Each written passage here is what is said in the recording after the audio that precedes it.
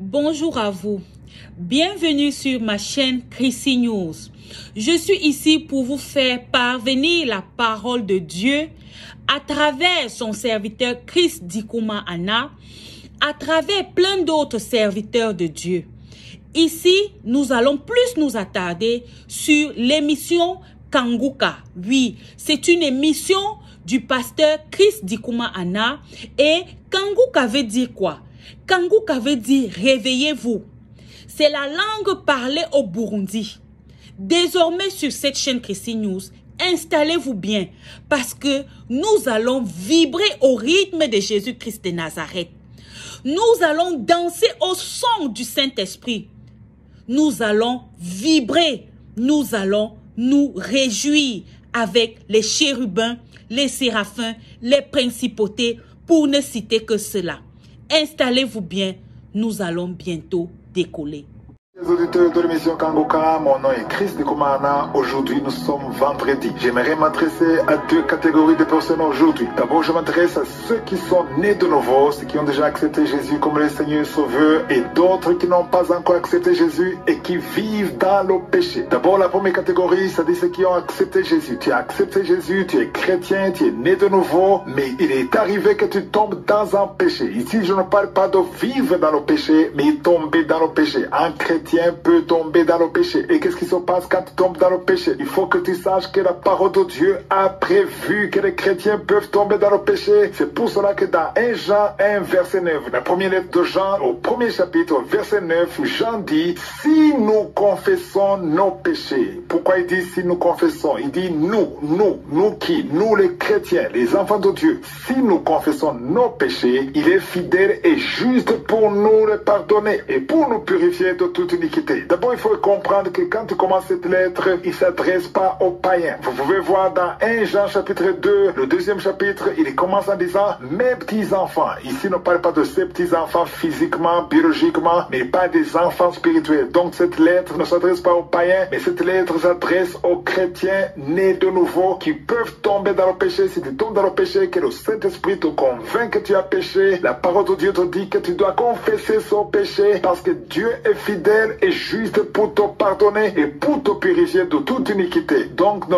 vis pas dans la culpabilité, viens devant Dieu et sanctifie-toi par la parole de Dieu en confessant ton péché et le sang de Jésus va te purifier. Ça c'est la première catégorie. Et la deuxième catégorie, c'est ceux qui vivent dans le péché, qui font tout ce qui bon leur semble. Tout ce que la chair te demande, tu donnes. Tu ne penses pas à ton âme parce que quand tu mourras dans le péché, tu iras dans la gêne, tu vas souffrir éternellement. Quand tu pêches constamment, ça dit que quelque chose ne va pas dans ta vie, il y a un manque, il y a un vide. J'aimerais vous dire que si quelqu'un commet l'adultère ou la fornication tout le temps, presque tous les jours, il couche avec beaucoup de femmes et beaucoup de filles, tout le temps, c'est une vie de débauche. Il faut comprendre que la personne qui commet ce péché, ce n'est pas que la personne aime le sexe, ça veut tout simplement dire qu'il y a un vide. Si quelqu'un court les femmes, il couche avec cette femme, il couche avec une autre tout le temps, et il n'a pas la paix sans commettre ce péché, ça veut dire qu'il y a un vide en lui. Tu cherches à combler un vide. Mais j'aimerais te dire que tu ne pourras jamais combler ce vide. Mais ce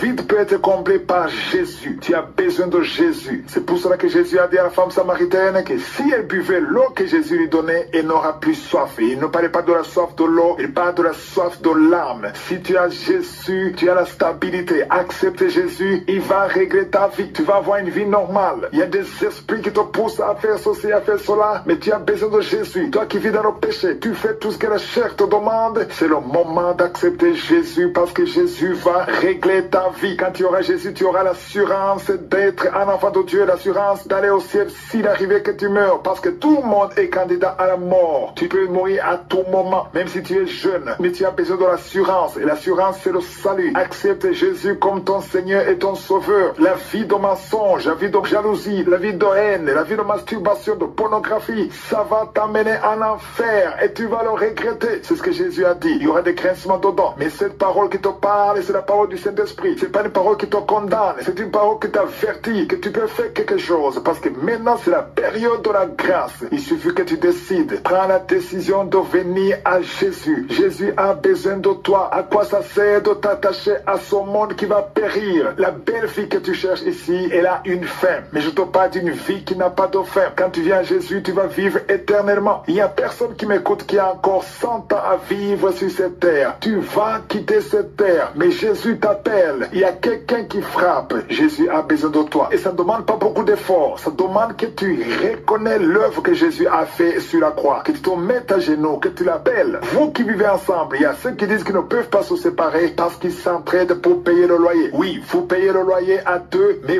vous couchez ensemble. Vous partagez la chambre et vous vivez dans le péché. Et si l'un de vous meurt dans ce péché, il ira dans la gêne et finira en enfer. Mais si vous vous séparez et que vous réglez tout et que vous revivez ensemble dans la lumière sans culpabilité, vous serez accepté par Jésus. C'est le moment de régler votre vie. Les relations sexuelles sur le téléphone, il y a beaucoup qui me suivent qui font ça. Ça, c'est de l'abomination. Les hommes qui couchent avec les hommes, les femmes qui couchent avec les femmes. Dieu déteste ça et ça attire de la malédiction dans votre vie. Oui, personne n'est parfaite, mais il y a un moyen pour régler ta vie et avoir le pardon de tes péchés. Mets-toi à genoux, appelle Jésus. Si tu veux l'assistance dans cette vie de Dieu, appelle au plus 257 76 57 79 65. Ceux qui sont aux États-Unis ou au Canada, vous pouvez appeler au 613 462 93 52.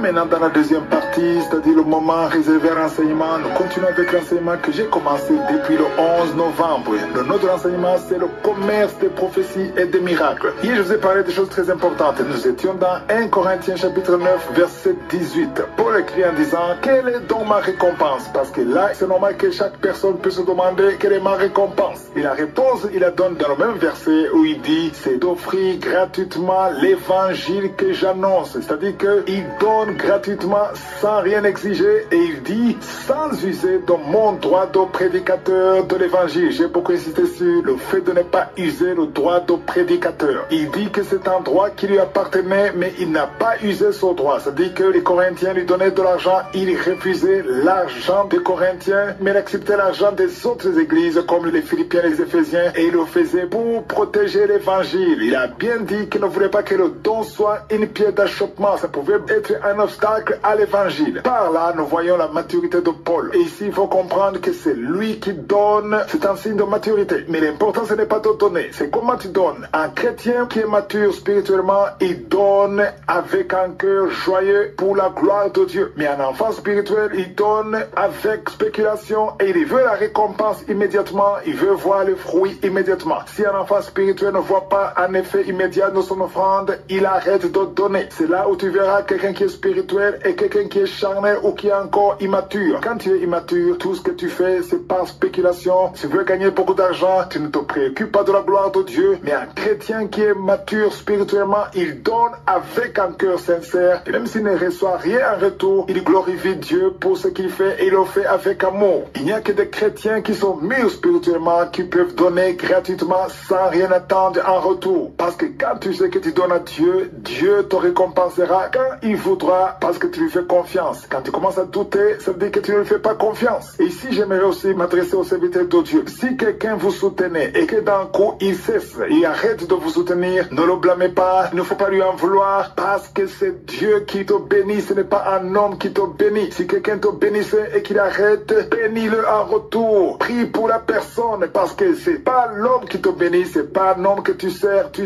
l'éternel des armées, le Dieu qui t'a créé, le Dieu qui t'a appelé. Voilà pourquoi il pose la question, quelle est ma récompense? Et la réponse, c'est d'offrir gratuitement l'évangile et qu'il annonce sans user de son droit de prédicateur. L'objectif de cet enseignement, c'est de rappeler qu'il est interdit d'utiliser le don de prédicateur ou le don de Dieu, c'est le don spirituel, comme une marchandise. Le don du Saint-Esprit doit être offert gratuitement sans rien exiger. Et c'est Dieu qui te récompensera par la voie que lui-même aura choisie. Je reçois parfois des emails des personnes qui m'écrivent et ils me proposent un business ou un commerce. Ils me disent, Christ, nous avons vu que tu as beaucoup de followers sur Facebook. On veut faire la publicité de nos produits. Et souvent, ce ne sont pas de mauvais produits, mais ils disent qu'ils veulent faire la publicité sur ma page. Et ils me proposent de partager leurs bénéfices. Ils ne comprennent pas que ma page est pour la gloire de Dieu, pour l'évangile et non pas pour le commerce. Et d'autres me disent qu'ils aimeraient que je leur donne la permission d'utiliser le logo de Kangoka, le nom de Kangoka, ou bien mon nom ou ma photo pour promouvoir leurs produits et me promettent toujours des pourcentages. Parfois, je leur réponds que si je voulais faire ce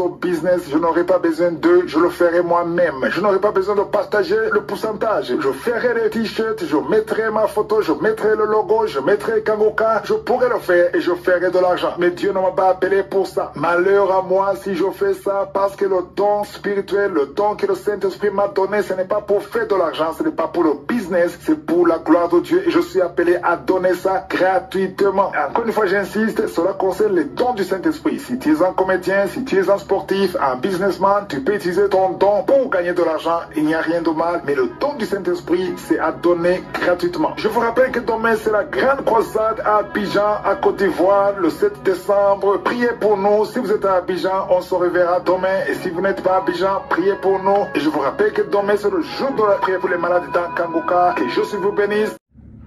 Nous sommes arrivés au terme de cette vidéo. J'espère que vous vous êtes bien régalés. N'hésitez surtout pas à donner votre vie à notre Seigneur et Sauveur Jésus-Christ de Nazareth, car il est l'alpha, il est l'oméga, il est le commencement, il est la fin de toutes choses. Shalom.